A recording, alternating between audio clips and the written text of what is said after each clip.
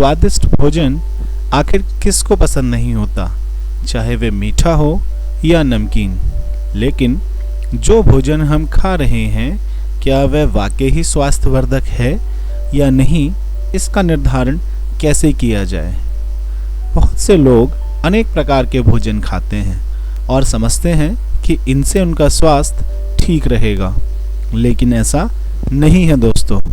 आज के समय में अनेक प्रकार के ऐसे फास्ट फूड विशेष रूप से लोगों के भोजन का हिस्सा बन चुके हैं, जिनसे अनेक प्रकार की बीमारियां घर कर रही हैं, चाहे वो मोटापा हो, मधुमेह हो या अन्य बीमारियां जो कि हृदय संबंधी होती हैं। जिस प्रकार का भोजन हम खाते हैं, ठीक उसी प्रकार का खून हमारे शरीर के अंदर बनना शुरू हो जाता है।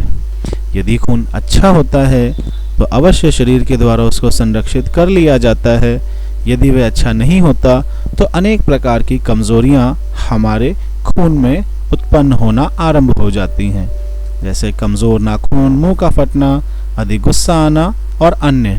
तो इसी रूप में हमें ऐसे भोजन खाने की आवश्यकता है जिससे हमारा खून भी स्वस्थ रहे और हम भी। आइए बच्चों, अब हम पाठ को पढ़ना आरंभ करते हैं और समझने की कोशिश करेंगे कि पाठ के माध्यम से रचनाकार हमें क्या समझाना चाहते हैं और हमारा शरीर। आइए बच्चों, पाठ पढ़ना आरंभ करते हैं। दिव्या अनिल की छोटी बहन है। यूं तो वह बहुत शुरू से ही कमजोर है, लेकिन इधर कुछ दिनों से उसे हर समय थकान महसूस होती रहती है। मन किसी काम में नहीं लगता। भूख भी पहले से कम हो गई है। अस्पताल में उसे डॉक्टर ने देखा तो कहा, लगता है दिव्या के शरीर में रक्त की कमी हो गई है, जांच कराकर देखते हैं। यह कहकर उन्होंने दिव्या को रक्त की जांच के लिए पास के कमरे में भेज दिया। वहां अनिल को अपनी ही जान पहचान की डॉक्टर दीदी दिखाई दी। डॉक्टर दीदी ने कहा, कहो अनिल, कैसे आना हुआ? अनिल ने बताया कि डॉक्टर ने दिव्या को खून की जांच के लिए आपके पास भेजा है। इतना सुनते ही डॉक्टर दीदी ने दिव्या की उंगली से रक्त की कुछ बूंदें एक छोटी सी शीशी में डाल दी और स्लाइड पर रख दी।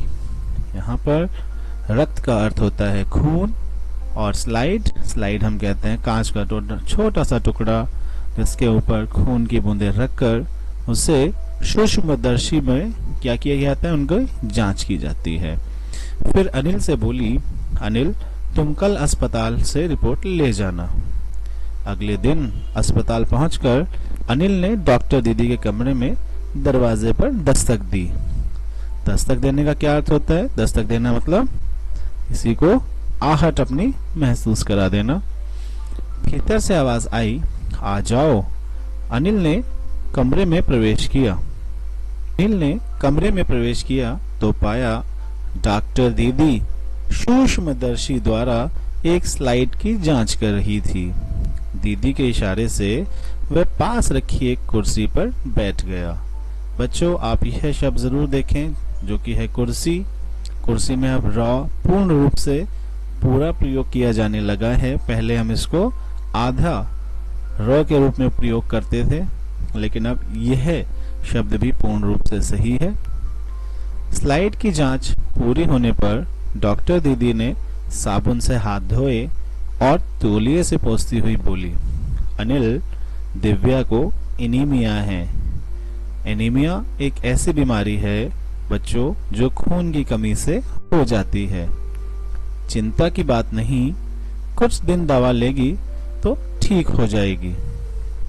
अनिल के मन में जिज्ञासा हुई। जिज्ञासा अर्थात जानने की इच्छा। वह बोला, दीदी एक सवाल पूछूं? हाँ हाँ, क्यों नहीं, डॉक्टर दीदी ने कहा।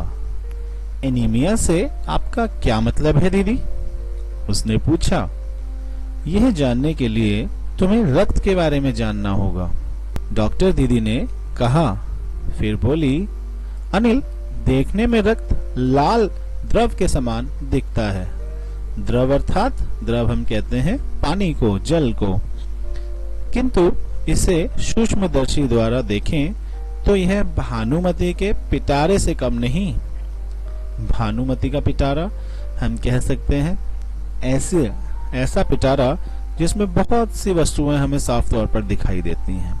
ठीक ऐसे ही हमारा जो रक्त है उसमें अनेक प्रकार की चीजें हमें नजर आती हैं, चाहे वो हमारे व्हाइट ब्लड सेल्स हों या रेड ब्लड सेल्स हों या अन्य द्रव्य जो इसमें सम्मिलित होते हैं। आगे देखिए, मोटे तौर पर इसके दो भाग होते हैं। एक भाग जो तरल है जिसे हम प्लाज्मा कहते हैं, दूसरा वह जिसमें छोटे बड़े कई तरह के कण होते हैं, कुछ लाल कण, कुछ सफेद और कुछ ऐसे जिनका कोई रंग नहीं होता, जिन्हें बिंबाणु कहते हैं। ये कण प्लाज्मा में तैरते हैं। इतना कहकर डॉक्टर दीदी ने सूक्ष्मदर्शी के नीचे एक स्लाइड लगाई, उसे फोकस किया और बोली, देखो अनिल, सूक्ष्मदर्शी द्वारा जो कण तुम्हें दिखाई दे रहे हैं ये हैं लाल रक्त कण। तुमने देखा कि अनिल की छोटी बहन जिसको एनीमिया की बीमारी है, अर्थात जिसको खून की कमी है, उसके इलाज के लिए अनिल उसे अस्पताल लेकर जाता है। अस्पताल पहुंचकर अनिल को रक्त के बारे में जानने की और इच्छा होती है और डॉक्टर दीदी उनकी इच्छाओं को शांत करने के लिए अनेक प्रकार की जानकारी अनिल को देना आरंभ करती है। आइए बच्चों, अब इस पाठ में हम आगे बढ़ते हैं। पहले इस चित्र को देखिए, अवश्य ही ये हमारे खून की संरचना है जिसमें हमें कुछ बालूशाएं जैसा नजर आ रहा है। स्लाइड देख मानो आश्चर्य से उछल पड़ा था अनिल। रक्त की एक बूंद में इतने सारे कण, इसकी तो वह कल्पना भी नहीं कर सकता था। वह बोला, इन्हें देखकर तो ऐसा लग रहा है मानो बहुत सी छोटी छोटी बालूशाही रख दी गई हों।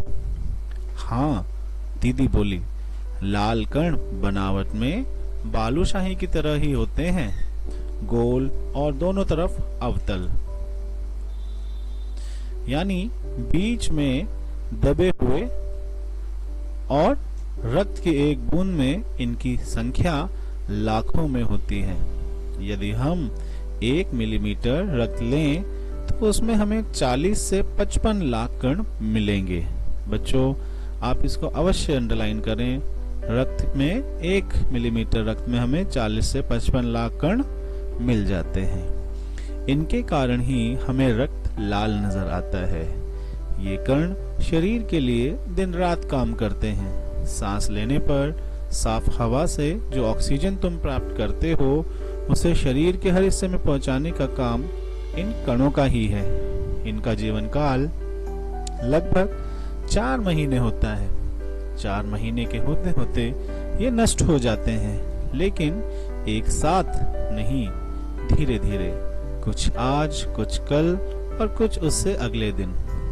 तब तो कुछ ही महीनों में ये खत्म हो जाते होंगे, अनिल ने कहा। यह सुनकर डॉक्टर दीदी मुस्कुराकर बोली, नहीं, ऐसा नहीं होता। शरीर में हर समय नए कण बनते रहते हैं जो नष्ट कणों का स्थान ले लेते हैं। हड्डियों के बीच के भाग मज्जा में ऐसे बहुत से कारखाने होते हैं जो रक्त कणों के निर्माण कार्य में लगे रहते हैं। मज्जा हम कहते हैं बच्चों, हमारे हड्डियों के बीच में कुछ तरल पदार्थ होता है, वही मज्जा है जो कि कारखानों की तरह काम करते हैं, जो रक्त कणों के निर्माण कार्य में लगे रहते हैं। इनके लिए इन कारखानों को प्रोटीन, लौह तत्व और विटामिन रूपी कच्चे माल की जरूरत होती है। यह पौष्टिक आहार लेते हो हरी सब्जी, फल, दूध, अंडा और गोश्त में यह तत्व उपयुक्त मात्रा में होते हैं। तो यहाँ हमने देखा किस प्रकार डॉक्टर दीदी अनिल को एक एक करके रक्त की सभी जानकारियां प्रदान करने का कार्य कर रही हैं और बता भी रही हैं कि हमारे रक्त में कितने प्रकार के कण होते हैं। तो हमारे रक्त में मुख्य रूप से तीन प्रकार के कण पाए जाते हैं, लाल, सफेद और रंगहीन। आइए पाठ में आगे बढ़ते हैं। यदि कोई व्यक्ति उचित आहार ग्रहण नहीं करता तो इन कारखानों को आवश्यकता अनुसार कच्चा माल नहीं मिल पाता। नतीजा यह होता है कि रक्त कण बन नहीं पाते, रक्त में इनकी कमी हो जाती है। लाल कणों की इसी कमी को एनीमिया कहते हैं। तो क्या संतुलित आहार लेने मात्र से हम एनीमिया से बचे रह सकते हैं? अनिल ने सवाल किया। दीदी बोली, हाँ, यह कहना काफी हद तक सही होगा। यूं तो एनीमिया बहुत से कारणों से हो सकता है, किंतु हमारे देश में इसका सबसे बड़ा कारण पौष्टिक आहार की कमी ही है। इसके अलावा इस रोग का एक और बड़ा कारण है पेट में कीड़ों का हो जाना।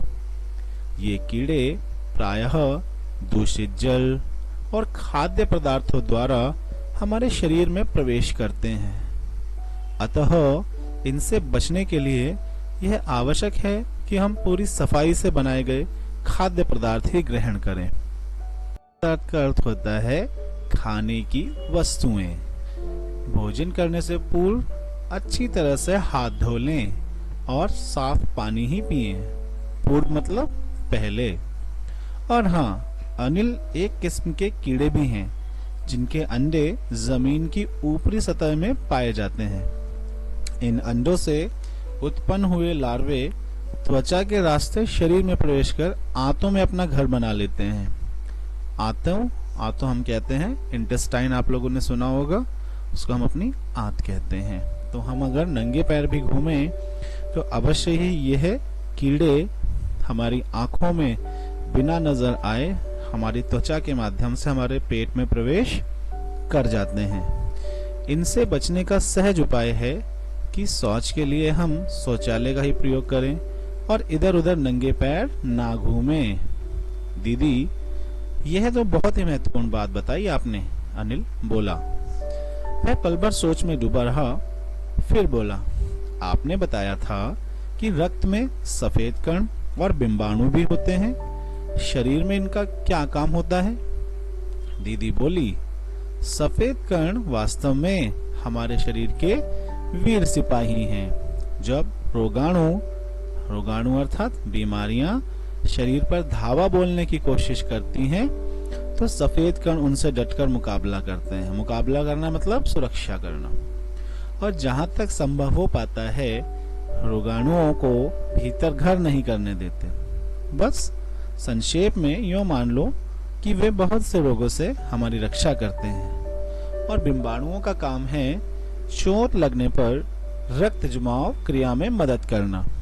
रक्त के तरल भाग प्लाज्मा में एक विशेष किस्म की प्रोटीन होती है जो रक्त वाहिका की कटी फटी दीवारों में मकड़ी के जाले के समान एक जाला बुन देती है। बिंबाणु इस जाले से चिपक जाते हैं और इस तरह दीवार में आई दरार भर जाती है, जिससे रक्त बाहर निकलना बंद हो जाता है।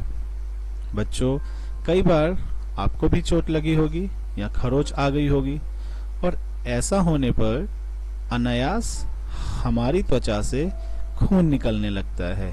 और इसके लिए हम क्या करते हैं? जल्दी से उस कटे हुए निशान को हम अपने हाथों से या कपड़े से क्या करते हैं? बांधने का काम करते हैं, जिससे शरीर में उपस्थित सुरक्षित वाहिकाएं क्या करें? उस कटाव को बंद करने का कार्य करें। अनिल बोला, दीदी, लेकिन घाव गहरा हो तब तो खून बहता ही चला जाता है। हाँ, ऐसे समय में उस व्यक्ति को जल्दी से डॉक्टर के पास ले जाना चाहिए। जरूरत समझने पर ऐसी स्थिति से निपटने के लिए कुछ टाँके भी लगाने पड़ सकते हैं, किंतु डॉक्टर के पास पहुंचने तक के समय में चोट के स्थान पर कसकर एक साफ कपड़ा बांध देना चाहिए। दबाव पड़ने से रक्त का बहना कम हो जाता है, जो उस व्यक्ति के लिए काफी लाभप्रद सिद्ध हो सकता है। किंतु अगर बहुत अधिक रक्त बह जाए तो उसे रक्त चढ़ाने की जरूरत भी पड़ सकती है। दीदी ने समझाते हुए कहा। अनिल ने कहा, क्या ऐसे समय में किसी भी व्यक्ति का खून काम आ सकता है? दीदी बोली, अनिल, हर किसी का रक्त एक सा नहीं होता। कुछ विशेष गुणों के आधार पर रक्त को 4 वर्गों में बांट दिया गया है।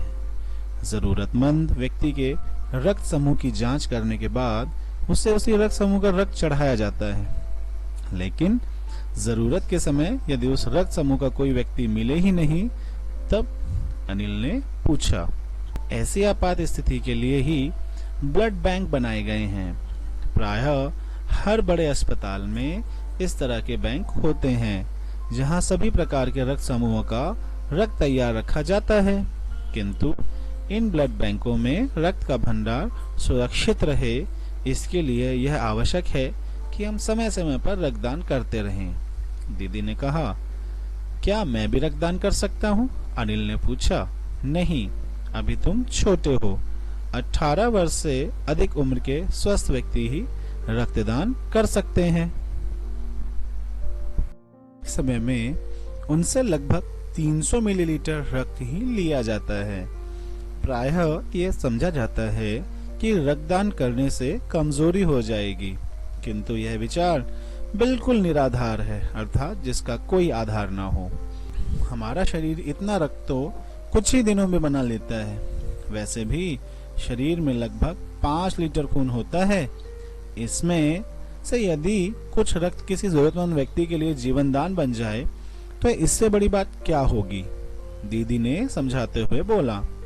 फिर तो बड़ा होने पर मैं नियमित रूप से रक्तदान किया करूंगा, अनिल ने कहा। नियमित अर्थात नियम के अनुसार। शाबाश अनिल, डॉक्टर दीदी ने अनिल की पीठ थूकते हुए कहा। तो मुझे आशा है दोस्तों, आपको यह पाठ अच्छे से समझ में आ गया होगा कि रक्त हम मनुष्यों के लिए कितना आवश्यक है और हमें ऐसा भोजन खाना चाहिए जिससे हमारे शरीर में एक स्वच्छ और स्वस्थ रक्त का निर्माण हो सके और जरूरत पड़ने पर हम यह रक्त किसी आवश्यक व्यक्ति को भी दे पाएं।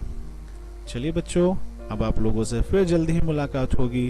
तब तक के लिए जय हिंदी, जय हिंदुस्तान दोस्तों। जय हिंदी, जय हिंदुस्तान।